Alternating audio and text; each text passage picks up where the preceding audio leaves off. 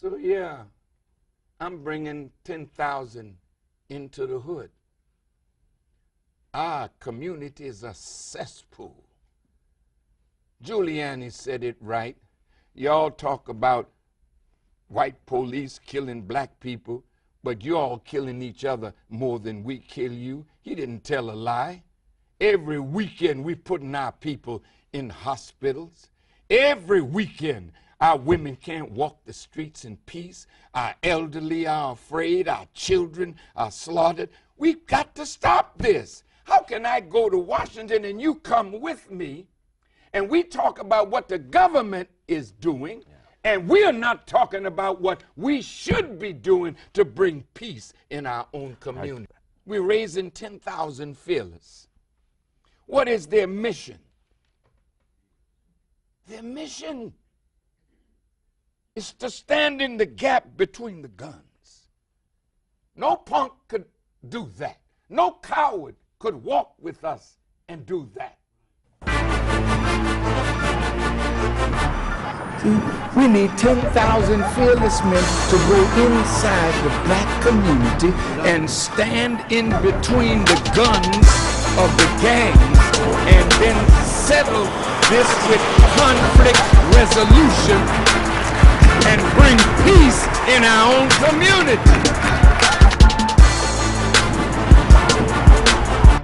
Back here in Chicago, it's an attempt to stop the shootings and save young lives. After 7-year-old Heaven Sutton was shot and killed a few weeks ago, Nation of Islam leader Louis Farrakhan called on his members to step up. Tonight, Farrakhan went door to door with members to reach out to inner city youth in the hopes that violence will end. CBS 2's Marissa Bailey has the story. They call themselves the Fruit of Islam, and tonight, men from the Nation of Islam met at the mosque on South Stony Island, then boarded buses to the South Shore neighborhood to talk directly to inner city youth. They just said, let my brother see this, see how I feel. It's all about fighting violence, and the march is the Nation of Islam's way of doing their part. They handed out flyers, newspapers, and DVDs titled Justifiable Homicide, Youth in Peril, and it was Minister Louis Farrakhan who led more than 500 men door to door. Tone, as he wanted to be called, talked to Farrakhan face to face. It's an honor to be that close to him. Are you going to watch the DVD? Yes, I am. Did you talk to him? Yeah? What did he say to you? Just give me a little couple of inspiring words, something to think about, helping the community out. And for this community dealing with shootings and violence up close, people we talked to say they're hoping this visit makes a difference. But regardless, it was a nice surprise. They're irritable. They don't have nothing to do except fight each other. You know, it's not right. They needed this. This is going to do a lot. Mayor Rahm Emanuel and Police Superintendent Gary McCarthy both released statements tonight in support of Farrakhan's streets efforts. This is the second time Nation of Islam members have taken to the streets. Robin Mai, the first time was 1 week ago tonight. Who knows if there will be more times like this as well. Well, let's hope it makes some kind of impact. Yeah. Thanks.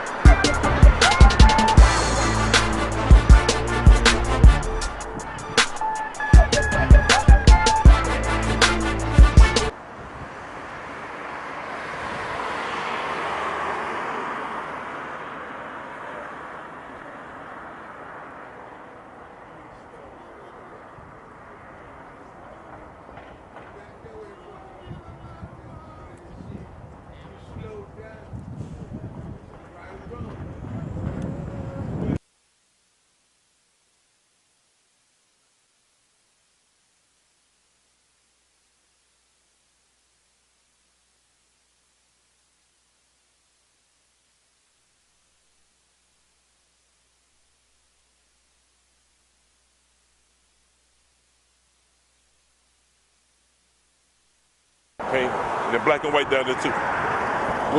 What are these houses? The houses down here, this one down here, The black and white house is there right there. Mr. Sharrieff, project manager, Brother Chester, when they painted is that one. And then the beige house right there, we let him to paint. And we're gonna be doing some pressure cleaning with him because his building look good. And the blue and white house right here, we did the construction, the painting, and the little woodwork, and also the garden. And this is the first house we did called Garden of Bluff. This other greenhouse right here, we did the painting and the construction on that part with the carpentry work and everything, and also working on the garden and everything. That's what Brother Sharrieff wanted in the community. Same thing Minister Farrakhan said, make our place a decent place to live. We just striving to do what's best for our people. And so these are homes of people that live in the area. These are homes and the people living. And we're trying to show them we want to make it a decent place to live. That's what we're trying to do. We love our This is Student Minister Abdul Sharrieff Muhammad speaking live from the 10,000 Phillies headquarters of the South.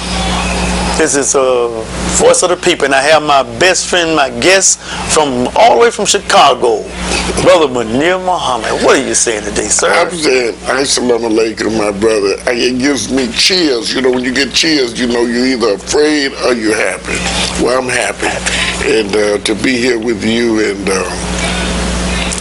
I don't know how long I've been coming to see you, but I know yesterday was one of the best days that I've had in Atlanta. I felt really good, felt empowered to be here with you, and I wanted others to see you. And they tell me around the country, I mean, you're doing something else. We were streaming live all the time. We working, yes, but I didn't even know we were filming like this. You know? Yes, sir. But I'm just happy to be with you, my brother. And I'm glad. Thank you for coming. And I thank you for the beautiful card. Thank you. We love that, you know, because people don't always know how to appreciate friendship and brotherhood, but you are a brother's brother and a friend's friend, so you know how to treat people, and you make a person feel welcome. Praise be to Allah. But that's because Honorable Farrakhan told us a long time ago, he said, give a demonstration of love. See, talking is cheap, as people say, but when you give a demonstration of love, especially from the heart, and that's what we all should do. And what I see happening in our community all over America, for black people, we don't show enough love for one another, and we don't thank each other enough. And the passion, just as you said, that almost as if you're angry because we don't show the love. We show up for everybody else, and when we try to sit down with each other, we try to find excuses. And let me say this publicly. What you did for me, and I just have to go back and say it, and the minister had done it a couple of weeks earlier at the iftar, because he put us in a room with people that I hadn't seen in years, and quite frankly, I was very happy. Turned out to be a wonderful evening, and you did the same. Even my minister in Birmingham, you know, was here, so I just love that. So it looks like you've been following in the minister's footsteps. I'm striving hard to do just that. Yeah. Our little talk today is going to be about business warfare, and what is required for our economic independence, and that's by the Honorable Minister Louis Farrakhan. Before we get started exactly with that, I wanted to say from the start is the 10,000 Phillies men and women of the South, how it got started. I want to say to my listening audience, yeah, 10/10/15, Honorable Louis Farrakhan in Washington, D.C., from his speech when he finished, he told all of us, go back to your city and go into your community and make it a decent place to live and a safe place to live. And we came back to Atlanta, came into the place called the Bluff, one of the places that's considered one of the worst places in Atlanta, Georgia. And we began to clean it up and painted the homes in the block. And God blessed us, and we opened up a restaurant. And now we open up a supermarket. We open up a cleaners, and we're getting ready to open boys' home and us girls' home. And just as we try to open the businesses up, you run into the fact that business is warfare, right. And you'll find forces that you may not necessarily see at first, but you'll feel them. to try to stop you from being successful. So we are at war. And yesterday, we had a group of imams, the largest that I ever had since we've been in Atlanta. The largest I ever seen.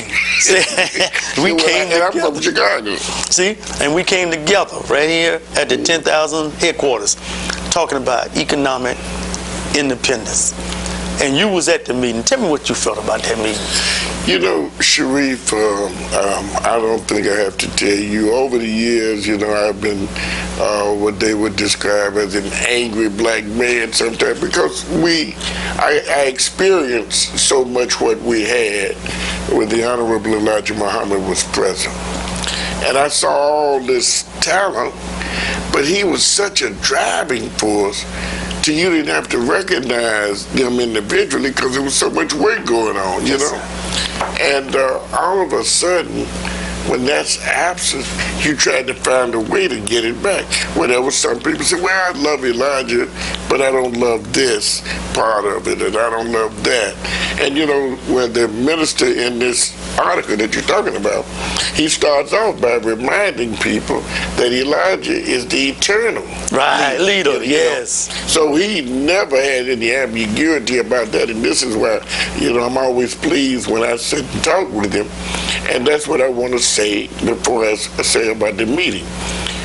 Not only did the minister give that direction in Washington, but the next day, because I was hurt, I had to leave, he spoke to men at the hotel. Yes, remember that? Right, right. And when he spoke to you all, he gave that direction because I was waiting on the tape.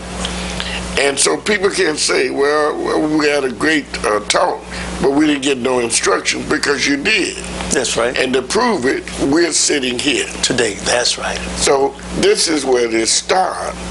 You came back and you showed, I heard what the man said. Yes, sir. So people say, well, Sharrieff done that, really, he tearing up. Now, Sharrieff paying attention to instruction. That's exactly So when I see my brother working, it's contagious. So you want to find out, where can I fit in?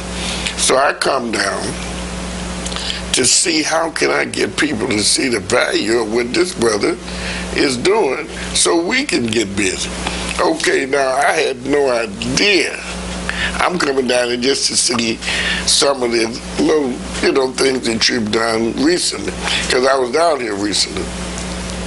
And I come and see all of these brothers that I would have never been in a room with, and quite frankly, I felt really good after a while, because we all know each other, yes, you know, but we just hadn't been talking to each other. And you put us in a room, and I love your closing. Like you told the people, you know, Allah is your God. That's right. So you want them to help, but we're not going to beg, because every now and then you get a little dissension here and there. People forget the intention.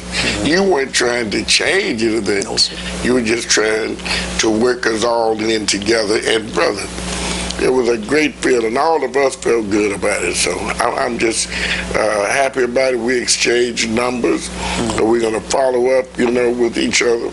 And just by spreading the news and those pictures people see, they never see black men. And, you know, some of us have picked up a year or two in age, but we still love each other because the spirit is there. And, you know, the minister always says this too, about the love. You know, when you're in love with your people, you can take much. That's you right. know? And so sometimes the little things that, like he told me one day, Brother Munir, it's just like having a pebble in your shoe. That's right. You know, and I'm being sarcastic. Well, Brother Mills, that way expensive shoe, but he's right. Sometimes you gotta bury the hatchet and move forward. Move forward. That's and right. you said that, you know, since we've been here, that's all I hear you talking about, moving forward. And so you have to be commended. But I am just so happy that we're doing what we should be doing. I mean, we can pat each other on the back, but this is what's necessary. And I think everybody in the room felt that, and those who didn't, they'll be revealed shortly. That's right. I believe that. That's yes, right. Thank you for that. And what I want to do, I just want to read just this first part, what the Honorable Louis Farrakhan said that you just mentioned. He said, I thank Allah for the Honorable Elijah Muhammad, whom I see as the external leader of the Nation of Islam, meaning that what God has given to him for us now in the past and what will come down in the future. We will be feeding on it and growing from it for a long, long time. I'm going to acquaint you as best I can with the greatness of the Honorable Elijah Muhammad and why we are suffering today because we rejected him. We didn't pay adequate attention to him. As a result, today we are suffering great loss. Hopefully, there's time for us to reverse the loss. And I want us to do my best to try to acquaint those that don't know the Honorable Louis Farrakhan. I'm going to try to acquaint you all with him. That he is a loving man of God. And that I would say to all that may not know him, you should get acquainted with him. Because he loves us and willing to give his life at any time for us and has proven it over and over and over again. So, Brother Munir. So when I hear you say that, if you want to know what I think, I know that's not just talk. I mean, I've seen that demonstrated over the years. And I posed a question to you before because I'm privileged to get an opportunity to talk to him on a regular basis, and I really, really appreciate it.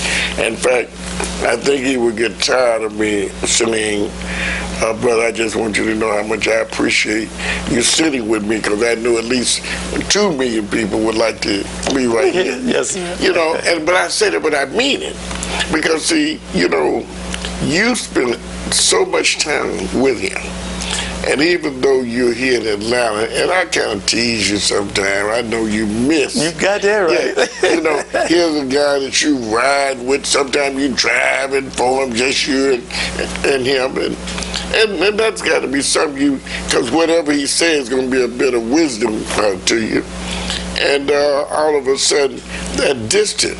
But see, that's what they mean by radio in the head. You know, you have to pick up on things that have been said. And I know sometimes I feel so good when we can coincide with on the same page and see why we came up with that, because these are things that's been talked about, that he said, and you know, you got to remember some things. You can't forget it all. That's right.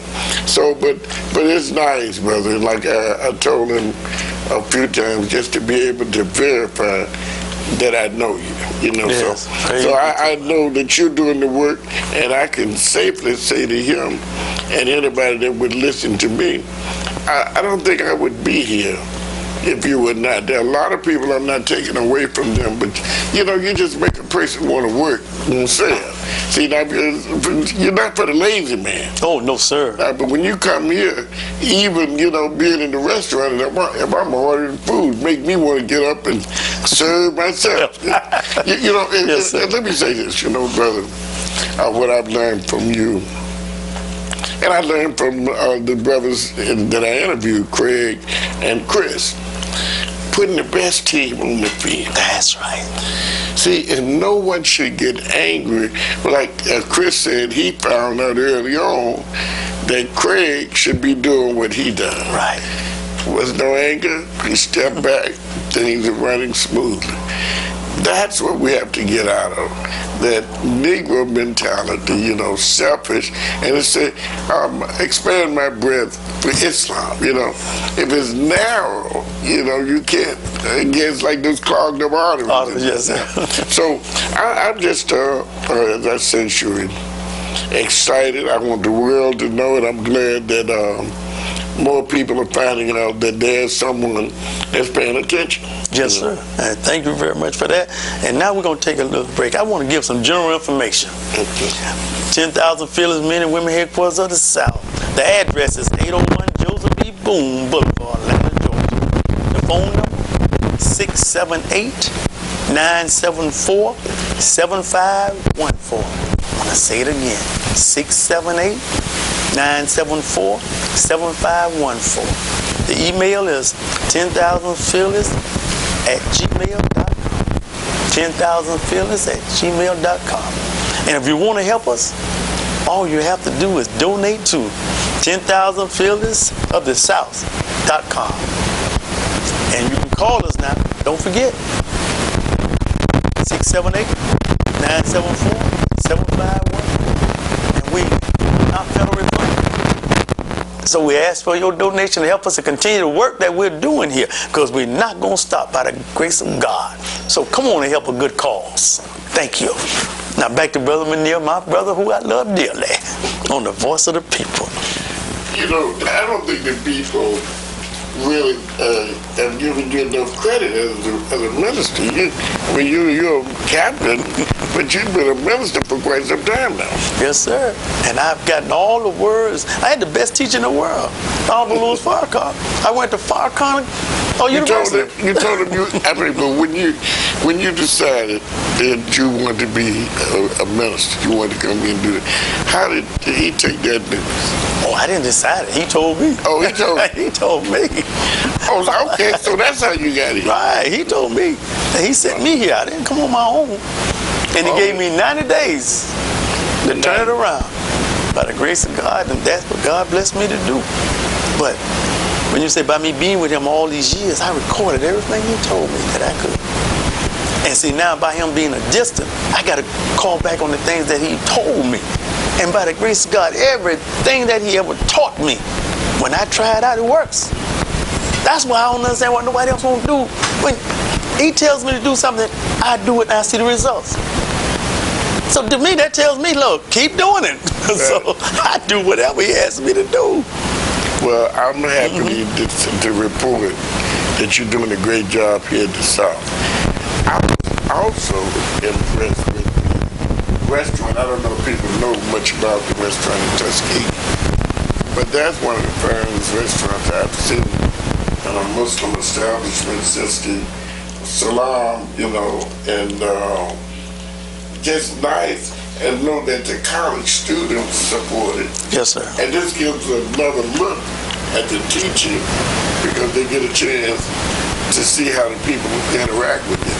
See, that was another reason that it was always good for us to be in business, as you said, is warfare, because the enemy does not want to see you patronizing each other. That's right. Because that means you're talking positive to one another.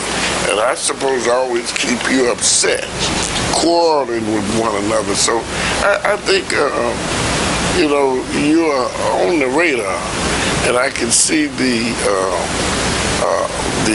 transformation that's going on in the community, because in our big meeting yesterday, and I called it a big meeting, my friend Sharrieff was telling people that he know about the sewage and the sidewalks and things like that. When they're doing that, that means something.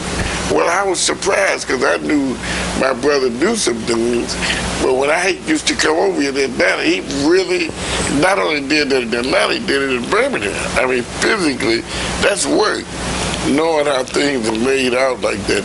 And as I can see right in the community now, they're working. That means they want this, what you got. Oh yeah, they want this. And look what they've also done. If you notice in the streets that how they tore the streets up. If you notice now, they put all the driveway up to the restaurant. Now look how they left it open, and they fixed one side, but then they said they made a mistake, and now they got to come and tear it back up. But in the meantime, they got all those strings around there, and it's hurting business. And that's what they do, slick like. And then they come all the way on this end, and they working down here, and now they haven't been up for 3 months now. Now if you go next door, there used to be a funeral home. Now if you go look at it, they got the driveway to the blank lot, the vacant lot. They got that driveway fixed right next to my driveway that's messed up. So yesterday I sent my attorney. He went down and started talking to him. So this morning, you see they up there. They guarantee, they say by Friday, they're going to be up there, correct that. But they do that to us to hurt our business. And if you don't complain, you won't get it taken care of. See, some people, remember I started out by telling you I was considered this angry black man, because sometimes you can see things so clearly and other people don't see it. Right. But these people, man, with this propaganda, they'll hurt you in every way. And that's why this is a wonderful topic warfare. Because subtly they said, you know, hey, this guy's being successful. They finding a way to get in there no matter what we do. That's right. Now, we want to deter you. And to show you that they can deter you, they even got an insurance called business interruption insurance.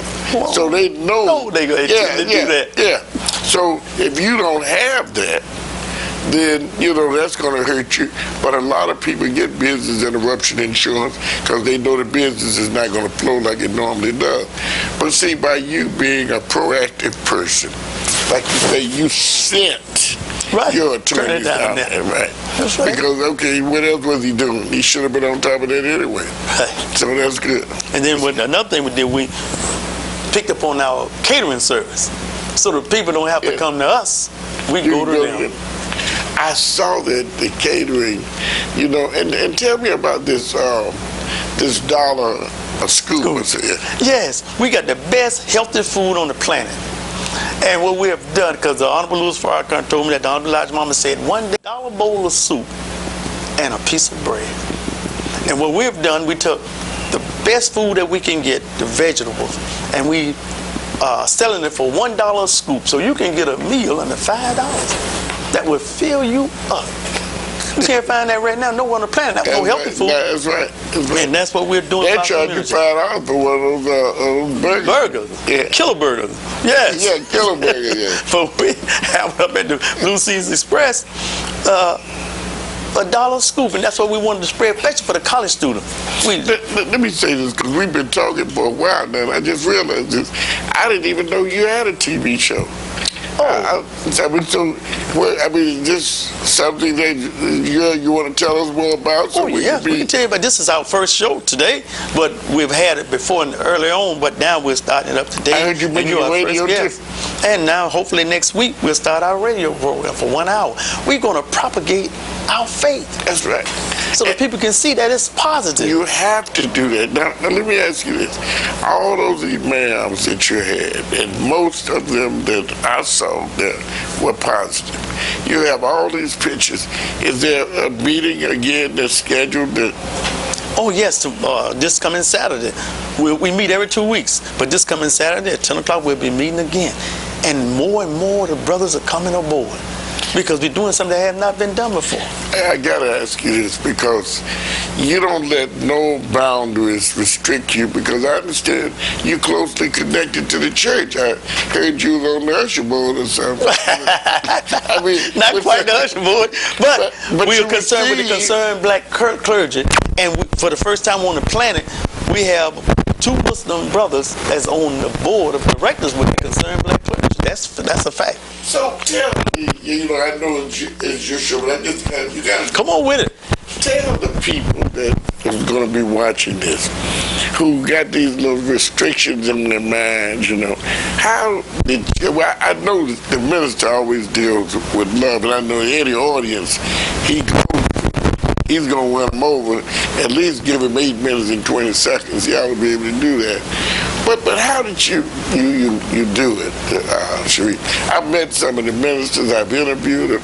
You know, sometimes that preacher's a hard sell. He may let you come to the church, but you all seriously meet, and you're not selfish. I even see and part of the organization that you have, he's the chairman, you're the co-chairman, one of you. Oh, yes. One thing I learned from the Honorable Louis Farrakhan, you asked the question, how I do it? Because I strive hard to follow my leader, teaching guide, the Honorable Louis Farrakhan. Do you know the Honorable Louis Farrakhan he speak more in churches than he do in the mosque? Right. Because the preachers let him come in. So I watch him, and he does it. Why can't I do it? I'm a follower. Right. So I follow his lead. And the preachers right here see, because what I found out, you know, that thing called ego, that's a heck of a thing. But I've learned to subordinate mine by the grace of God by watching Honorable Louis Farrakhan. So you know that is more than one way, as they say, the skinny cat. Yes, sir. So you treat them as you want to be treated. That's right. And I treat them sincerely from my heart, because it's real. Now, another thing I don't think has been spoken about that you've done, and I think you should tell us about this too, because you had made a prediction, I have you on tape, saying the minister was coming in that October, and you're really not trying to sell tickets to anybody around the country. Right. And now, even though some people call themselves upset because they couldn't get it, you were serious about it. Oh, yes, sir. But see, in this city right here, no other city, but I'm not going to limit you to that. We have worked this city. I'm talking about the mosque. We worked this city with our brothers and sisters to let them know who the Honorable Louis Farrakhan is. So when we got the Fox, I already knew it was too small, but the only place we could get at the time. So that's why I told people, I wasn't trying to be arrogant or disrespectful. We weren't trying to sell no tickets outside the city. So you knew a place that holds 5,000 or 6,000 people was too small? It was too small. Yes, but we couldn't get we was trying to get Philip Arena, but at the time we couldn't get it. Yeah, okay. So, but people didn't believe me, just like you say, you heard me. Yeah. And I predicted by the grace of God that it was going to be a sellout. And the place was that people outside, we had the overflow at the mosque. People still wanted, because they want to hear the Honorable Louis Farrakhan. Well, I know Atlanta has been kind to the minister. I remember even him competing with the World Series. Yes, sir. And won. And yes, he won. Yes, yeah. Yes, sir. But you know, that is something. Again, brother, I'm just happy to be with you. And this is your first show. It's your first show, and thank you very much for being my first guest. I love it. Yeah. I just want the Honorable Louis Farrakhan to be pleased forward. That's it. I love you, brother. And I can tell you that the way that he handles people, you can't help but love him. I've never been to a meeting, no matter what. I've seen even his love. Yes, sir. You know what I mean? So you know, with him. That's so true. Because you're going to learn something. That's right. And I'll say to, and see, one thing about me, and I want to make it very clear to my listening audience, I love the Honorable Louis Farrakhan. And I'm not going to make no apology for that. So I say to people, if you can't deal with me because my relationship with Honorable Louis Farrakhan, then I don't want to deal with you. Right. And I just want to make it very clear to everybody. I love the Honorable Louis Farrakhan, and he's a black man. Yeah. And we got to fall in love with blackness, and then don't be ashamed. Yeah. So I want the world to know it. I have no shame. I'll go with mountaintop and tell them. Well, people don't want to hear you talk like that, but I know. I don't care. That I went to Washington, D.C., and I've been shouting this now because I shouted the message in Washington, D.C. In fact, I said we were there a week or two ago. And you know the Washington Monument, if anybody know it, you know it, and the Capitol, because you brought the minister down the Capitol steps. When he was speaking, you were on the stage with him. When you look out there and see this sea of black people. Now, what we saw, nobody was on the ball one day. We filmed it just to even get a good sense, because I want to see a little bit more outrage. All this work that man did, it really just people. But black men, that's phenomenon. So historically speaking, if you're going to have a museum or a monument, you've got to talk about the overwhelming view it was on that day, a sea of black men civilized. Nobody's supposed to be. And then after it all, they clean up. Never been done before. Never done before, just in case somebody drops the paper. Right. And you telling me that's not the main topic? Let's see what it is. Our people, really, our people are afraid. This thing called fear is real. So our people have good heart. They want to do it. But because of the strings that are attached, they are afraid to do it. Who wouldn't in their right mind want to recognize the great work that Abdul Louis Farrakhan is doing if there wasn't no hidden hands of strings? Right. And they're not bold enough to stand up against that. That's still warfare. And yet we did say business is warfare. And business and waking us up, that's not good business for the enemy. Oh, not at all.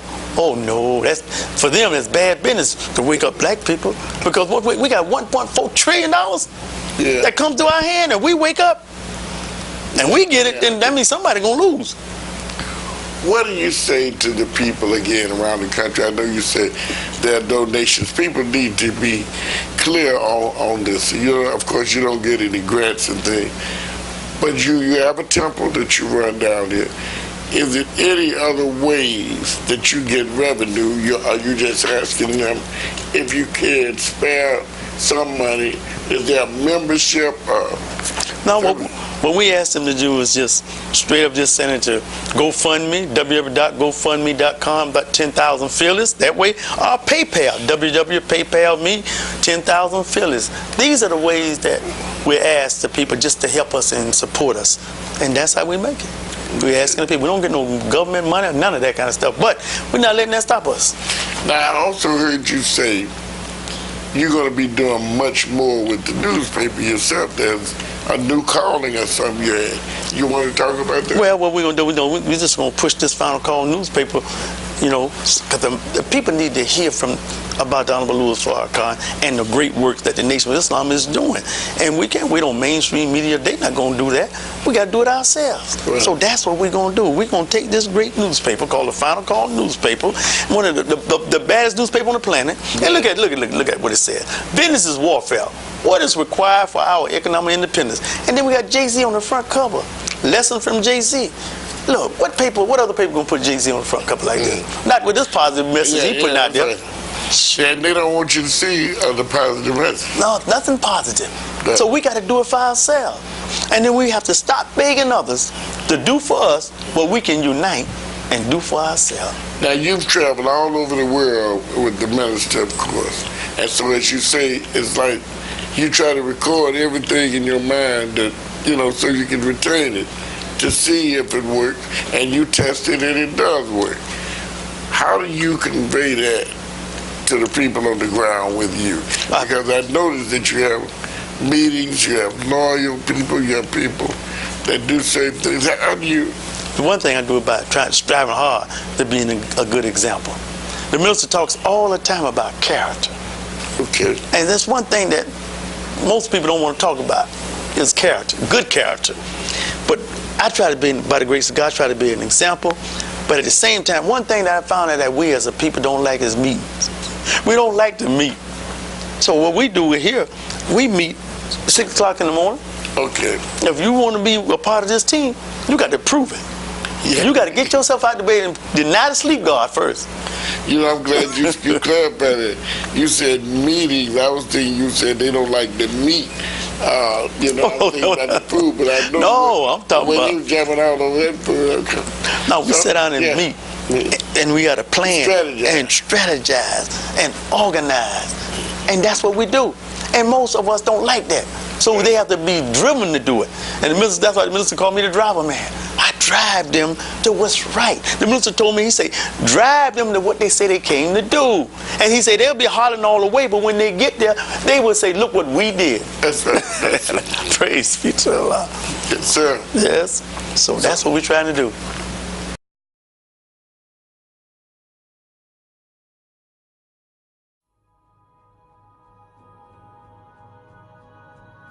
There is a need in our community for a universal change. And it has to start with the man. Being a man of God means being a man possessed of the knowledge, the spirit, and the power of God, anointed to do His will.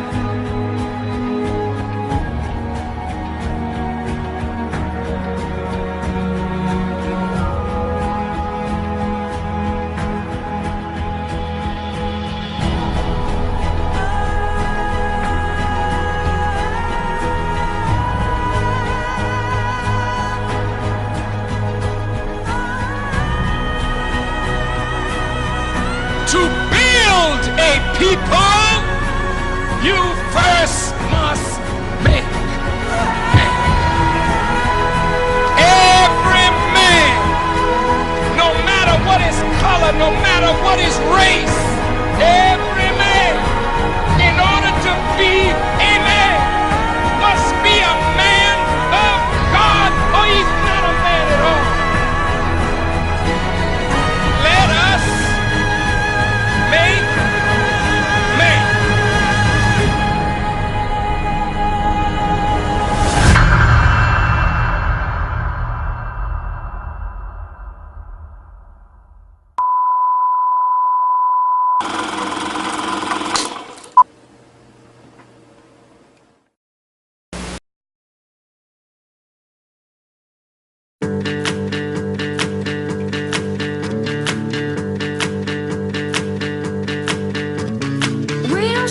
sun goes down, we don't waste no precious time.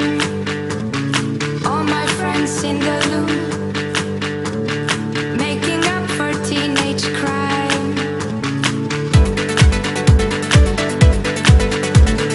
Making up for teenage crime. We don't sleep when the sun goes down, we don't waste no precious time. All my friends in the loop, making up for teenage crime.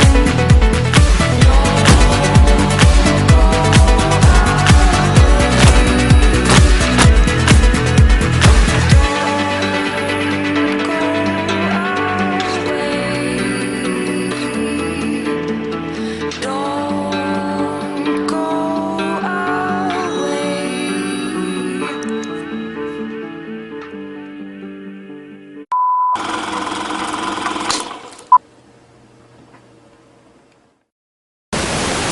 Welcome back to 10,000 Fearless Voice of the People. I'm sitting here with my good friend from all the way from Chicago, Brother Munir Muhammad. And but what I want us to do now, I want to tell you about the program that we do here at the 10,000 Fearless Headquarters of the South. We have a food pantry where we feed at least 150 people every Tuesday and Friday. And we have the 10,000 training on Thursday at 6 o'clock right here at the 10,000 Fearless home. We have conflict resolution. So if anybody having a conflict, and it's not just with the so-called gangbangers, if you're having a conflict with your marriage, you're welcome to come here. And we have a conflict resolution room. We can sit down and we can negotiate and bring peace. So come on by and check it out. We have the community patrol where we patrol our own community. And we need more of the 10,000 Fearless brothers and sisters so we can expand and go into other communities. So come on and join the 10,000 Fearless. We have an information center here. So the brothers and sisters in the community that need their light bill paid, their water bill paid, or even need to know where a doctor is, we give them the information where they can go and get it right here. The Health and Human Services. And we have Veteran Affairs. All the veterans is there. We sit down, we talk to them, and we give them a ride to their veterans office. These are the things that we're offering right here. And that's why we don't have any money coming in from no grants or no political ties, so we need your support. So send us some money here. Give us a donation. And want to name some of the things that we're working here. We have our own water called Supreme Spring Water. You can buy the water and phone number. You want an 800 number if you're out of town? 1-800-519-1599. Or you can call local, 678-693-0243. If you want some spring water, the best water on the planet. And the Blue Seas Express, if you want to order your food or you want us to bring it to you, or you want to send us a donation there, you can go www.blueseasexpress.com. Phone number, 404-330-8818. 404-330-8818. It's at 890 Joseph B. Boone Boulevard, Atlanta, Georgia. You don't want to miss the best food on the planet. And we also have your cleaners. If you want to get your clothes clean, just give us a call or come on by 1519 Pryor Road, Suite C. The phone number, if you want to call, 404-635-9000. And if you're out of town and you want us to Federal Express your clothes back to you for being clean, you can call us. We'll do it that way. No place too close, no place too far away. Come on to your cleaners. And your Supreme Supermarket is opening soon by the grace of God. 766 Joseph B. Boone Boulevard, Atlanta, Georgia. If you want to donate to help that, because we don't get no funding, we are asking you to help us, but we're doing for self. You can donate www.paypal.me, your supermarket. If you want to help us, that's what we're doing here in Atlanta, Georgia, under the direction of the Honorable Louis Farrakhan. The Nation of Islam is moving on. 10,000 Fearless. We're rolling on. So, back to my brother Munir. Let me also say, brother, I've been doing talk shows now for 22 years and counting. And you know, I don't get invited the way that I used to over the years because people wanted to know, is it real? You know, after a while they said, well, we know what he's going to say. But I thank you for even extending an invitation and for me to be your first guest. means even more to me because that's special. And I witnessed some special things, so I'm glad that I can testify for them. But you mentioned the cleaners. Yes, sir. And I was thinking because, you know, when you travel and you bring adequate outfits, but sometimes you may like what you had on, you're going to be more than one day, you put it in the cleaner. Yes, sir. In fact, that's why at the hotels they had a little bags, some laundry bags for your shirts and your underwear, that kind of thing. So why couldn't you have suits? And I remembered you saying you had a suit. I don't know why. The first thing, I should have called this morning. We'd have had it back for you this afternoon. That's right. Yes, sir. I like the way. And I'm thinking, like you said about overnight, I'm thinking about putting it in today and still get it tomorrow afternoon. Yes, you know what I mean? Yes. So that would be something to give me a chance to testify even more. And again, listening to you talk about the special services, and I can remember I said and talked to someone from Veterans Affairs, you know, and I know how the conflict resolution, how you help people solve their problems, you intervene, take people places. That is quite a feat. And not that, but you don't have some kind of membership for the 10,000 feelers being that your membership card said, I'm a card carrying member. No, we don't have it like that yet, but that's a good idea. I'm thinking about it as you speak. Yeah, that's right. I mean, if somebody can say, you know, because I know you have the T-shirts and different things and the hats, but for somebody to say, I'm a card carrying member of the 10,000 feelers. That's right, and from the Bluff especially. Yes, sir. Yes, sir. You know what I mean? And also, I forgot to tell, we opened a Performing Arts Center at a 305 James B. Broadway. Soon, we're going to have a Performing Arts Center where we can teach our young girls and our boys how they can dance very professional. And also, we want to take them where they can get a scholarship to go to college. So when you say dance, because you don't like the way that our women are portrayed. No, in a negative way. No, we have some talented young sisters and brothers in this community. All they need is the right guidance. And they can become professional. And you're going to give them that guidance. We're going to give them that opportunity and guidance by the grace of God. Now, you know, you got quite a few people that signed up with you, but some of your best followers are still out of the streets. That's what Donald Bluff Mama said, and all Blues Farrakhan said, and that's what we're finding out, that they're still there, they're out there, and they're coming home now. Now, on these business meeting nights that you have, but you have some different other meetings that the community get involved, you know, like you said, a concerned clergy. Do they meet at the mosque sometime? Not at the mosque, but they meet we meet every Monday, and they meet at the church at their location where they church. Okay. But sometimes, they visit. They visit the mosque, and we visit the church. As a matter of fact, every Sunday, we send a team of brothers and sisters to different churches to visit every Sunday to show the brotherhood, and they love it. And they welcome us with open arms. Yeah. I mean, I don't know what else I can say, but that you keep doing it like you need to do it, you know, and people are following in line. What about building housing, though? I mean, you know, you're talking about rehabbing, because I'm sure that you got some construction people by now. Yes, sir. And what we're looking for now, they're looking as we speak. We have some of our construction workers looking in this area to build. Matter of fact, the house that we're using for the boys' home, we're being remodeled by our own people. Right now, about 2 blocks away. We're remodeling the house right now. We bought it. Now, I saw some young people working at that was the grocery store and the bookstore. Now, you have brought it to my attention that I have not seen the cleaners yet. No, so we're going right after this meeting. We're going to see the cleaners. We're going to see the cleaners. Now, and you're going to think hard and serious about that membership. Yes, sir. I'm going to think about that. Because I think people like to see, you know, some kind of card or something and say, you know, I'm a part of this, because this is popular now. Yes, sir. You know, I asked you on camera, how long have I been coming here? It seems like 3 or 4 years, but I constantly see now this improvement. And when you were talking about this, the restaurant, it seemed like we talked about it 3 or 4 months or so, and you were working on it all the time. But what I think people need to know is that when you're riding, you're thinking about the next project, you know. Now, that's a man thinking on his feet. Yes, sir. I want to bring your attention to, you knew the minister was coming to town. A lot of the Muslims are going to be in town. And you know they want some decent food. That's right. Now, your restaurant don't seat 1,000, but you turned it into 1,000. Yes, sir. I mean, how creative do you get? What does the city say to you? I mean, could you ever try that again? Oh, I'm going to do it again. No doubt about it. Oh, ain't no doubt about that. Oh, no, we took and set up the tent, set up the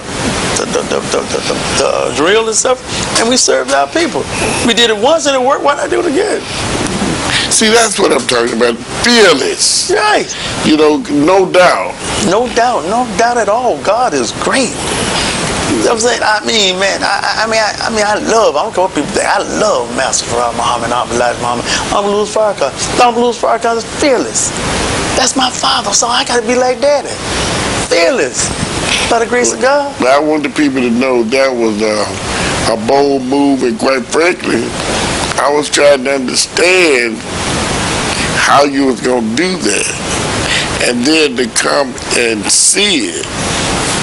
And I didn't want it to get past me, because I think even when we talked about it on our show, I don't think the people understood the depth.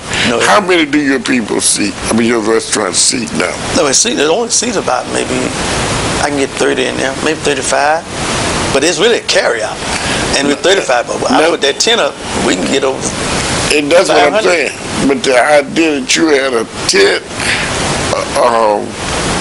like a sit-down restaurant. Yes, sir. And it was more the sit-down restaurant than you had in the carry-out. Then you had lines in the carry-out. At the same time. And that's what I'm saying. God Did you run out of food, my brother? Oh, no, sir. We were well stocked, because I expected that. We were stocked up.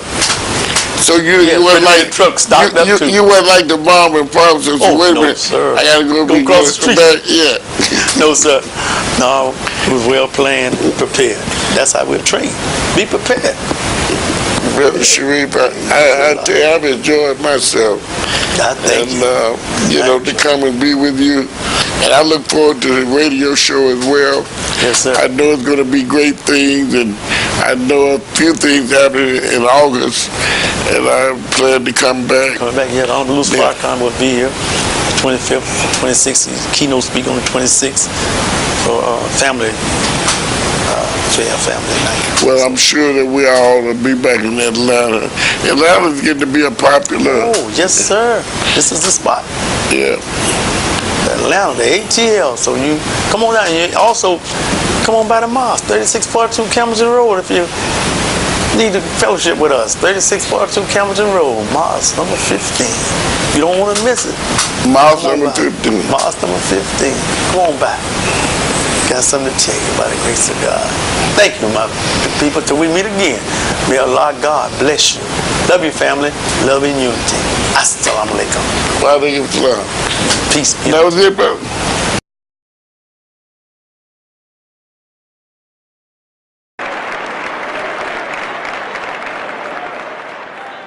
Assalamu alaikum.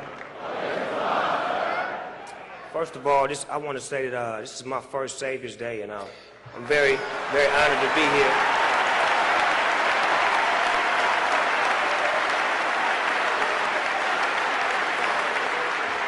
Now, y'all know I'm here representing the hip-hop community as well as the black community. And one thing in the hip-hop community, we very influential from what we say and what we do. And we don't really have a leader. We don't really have nobody who we can go to when we have a situation that's a problem. But me, as the leader of the hip-hop community, I always go to Minister Farrakhan because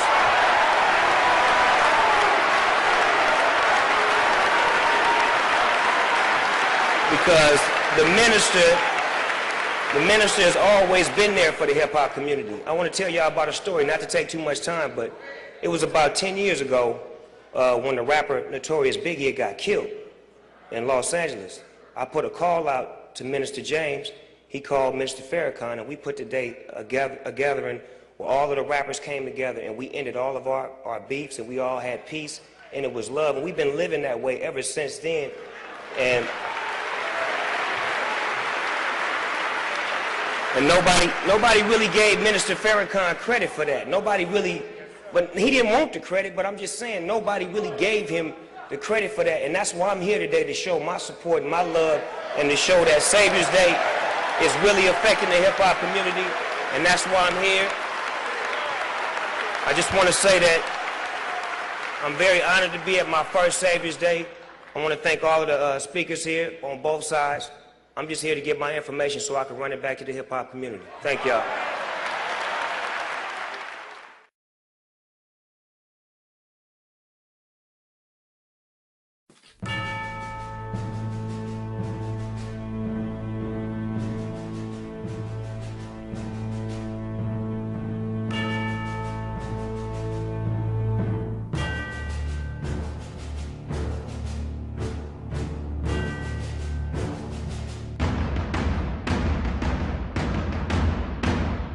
Crisp, sharp movement, precision. The greater the discipline, the greater the success.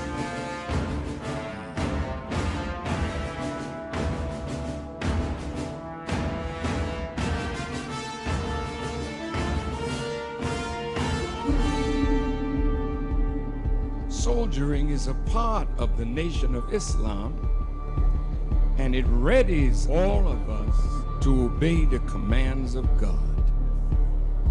Now some will ask, well, why military drill?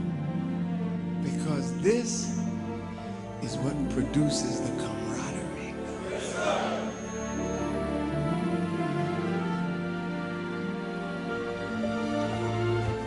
We are one nation, one army, under one commander-in-chief.